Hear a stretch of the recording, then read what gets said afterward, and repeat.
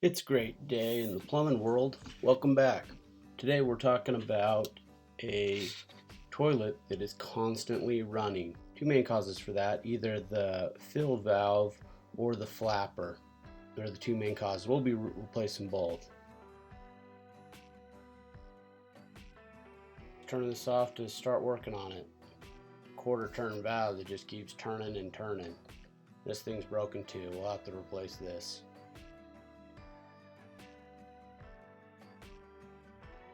In my area, water shutoffs are usually in the basements where the water comes in.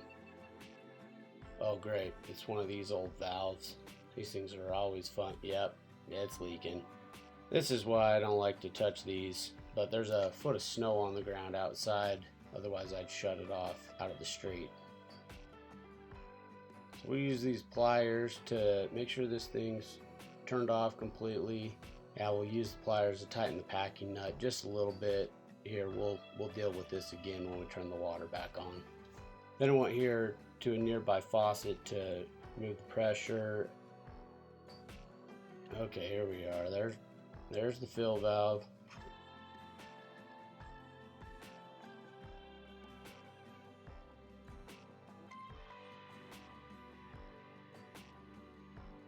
This is my blue magic pipe dope. This is my secret weapon. I'll just put a little on the leading threads here to help lubricate.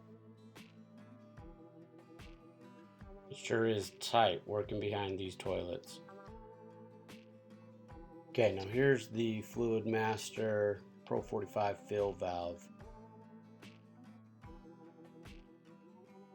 You want to adjust this to get the correct height for the water level.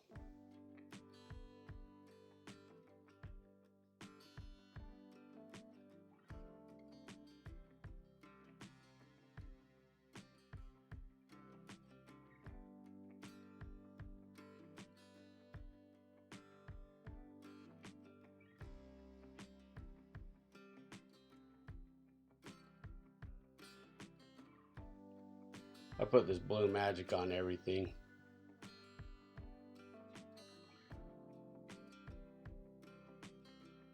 I got this bucket here. When I unscrewed the old one, this will help catch some of this water. So I loosen the nut first while keeping pressure pushed down on the old fill valve. Once I get the bucket underneath, just release and the water just spills out. There's this little port on the back side. That's where the water comes out to fill the bowl. Make sure you get that positioned right, not up against the tank. Install your water supply.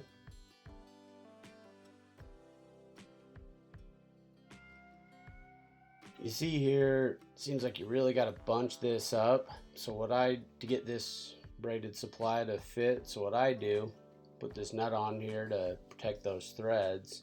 Just go ahead and get a pair of pliers on here, rotate it quarter turn so it's coming out the side.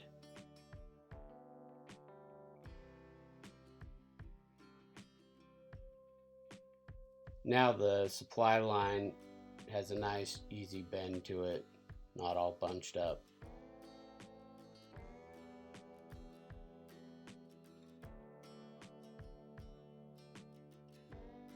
Now we got to hook this little pipe to the overflow tube. This is what directs water to fill the bowl.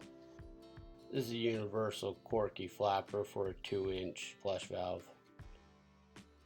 Undo this janky little tie wire here, then you can remove the old one.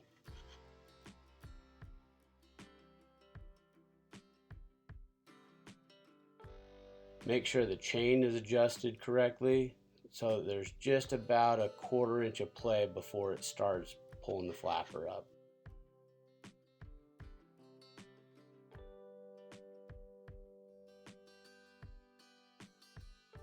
Yep, you guessed it. Got water spewing out of there again. The valve totally open. I usually use a pair of pliers to make sure it's fully open, and then we can really tighten that packing up on the stem of that valve.